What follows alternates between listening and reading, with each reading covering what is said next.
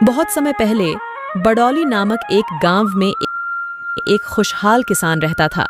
किसान के पास एक बड़ा खेत और उसमें काम करने वाला एक बैल था। किसान अपने बैल से बहुत प्यार करता था। हर दिन किसान और बैल मिलकर खेती करते थे। दिन के अंत में किसान बैल को घास देता था।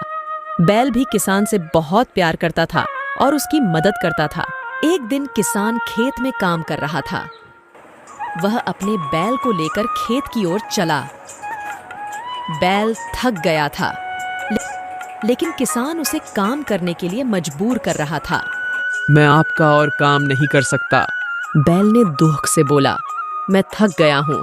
कृपया मुझे आराम करने दे।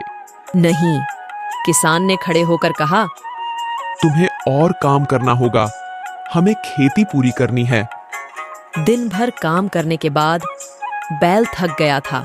उसने कहा, मैं अब और काम नहीं कर सकता। मैं बहुत थक गया हूँ। लेकिन किसान ने बैल की बात नहीं सुनी। वह उसे खेती करने के लिए मजबूर कर रहा था। अगले दिन बैल बीमार पड़ गया। उसका शरीर भारी था और वह खड़ा भी नहीं हो सकता था। किसान ने बैल की हालत देखी और चिंतित हो गया। मैंने तुम्हें ज्यादा काम करने के लिए कहा था। किसान ने बैल से कहा, मुझे खेद है कि मैंने तुम्हारी तकलीफ नहीं समझी। किसान ने बैल की देखभाल की और उसे दवाई दी। धीरे धीरे बैल ठीक हो गया और फिर से खेती करने लगा। किसान ने उसकी सेवा की और उसे आराम करने का समय दिया। तो दोस्तों, आपको यह कहानी से यह सीख मिलती है कि हमें किसी से भी अधिक कार्य नहीं कराना चाहिए और उसके मेहनत की कद्र करना चाहिए।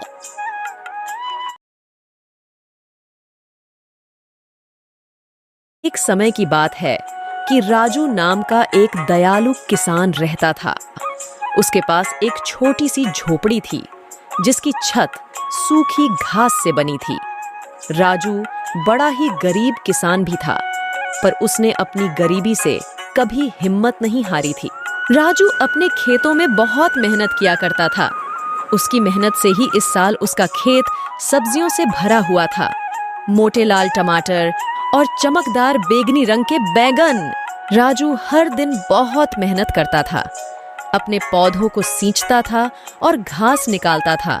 लेकिन इस साल बारिश के बादल लुका छिपी खेल रहे थे। सूरज एक विशाल गर्म दीपक की तरह चमकता था, जिससे जमीन सूख जाती थी और सब्जियां प्यासी हो जाती थीं।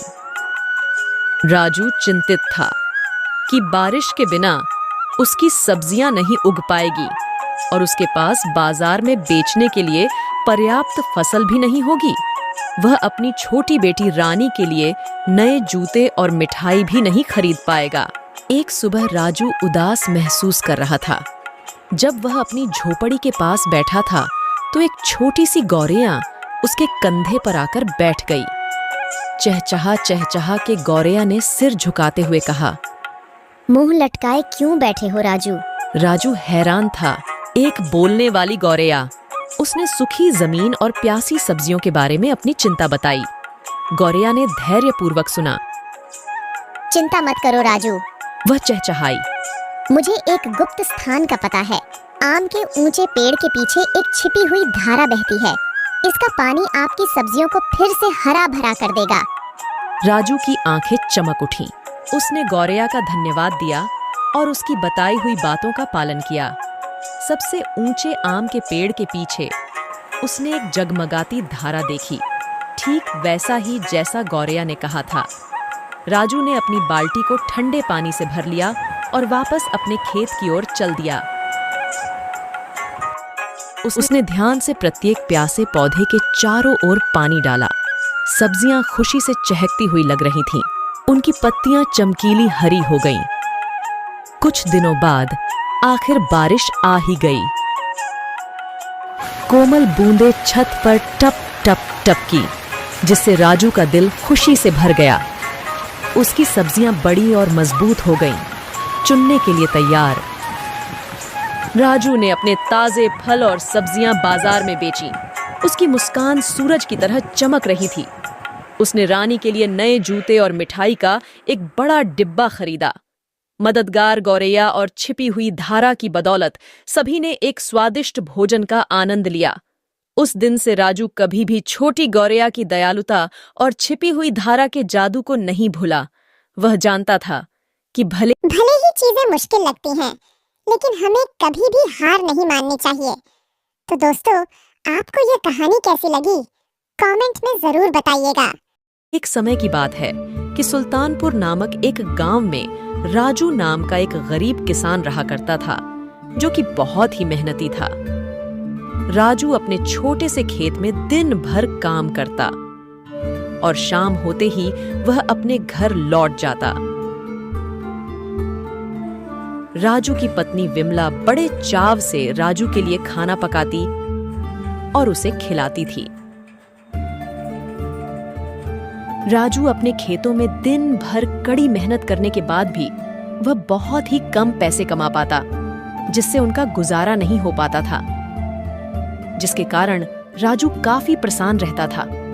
राजू की पत्नी विमला यह सब देख रही होती है। फिर अगली सुबह पड़ोस की एक रानो काकी विमला के घर आती है, तो विमला उन्हें खाना खाने को दे देती है। विमला बहुत ही अच्छा खाना बनाती थी। रानो काकी ने विमला से कहा, तू तो बड़ा ही स्वादिष्ट भोजन बनाती है, क्यों ना तू एक अपनी खाने की दुकान खोल ले, तेरी दुकान बहुत अच्छी चलेगी।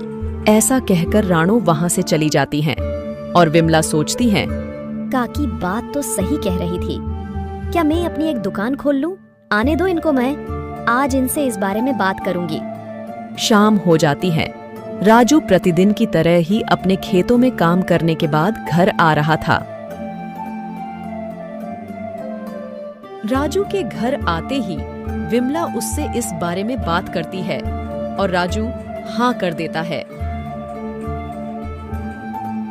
फिर काफी रात हो चुकी थी, दोनों सो जाते हैं।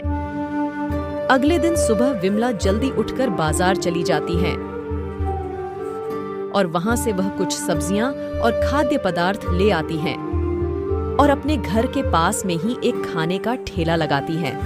लोग उसके दुकान पर आते हैं। देखते ही देखते थोड़ी ही देर में एक के बाद एक लोग खाना खरीदने आ जाते हैं। ऐसे ही विमला का दुकान काफी अच्छा चलने लगता है। वह लोग जल्द ही अमीर हो जाते हैं।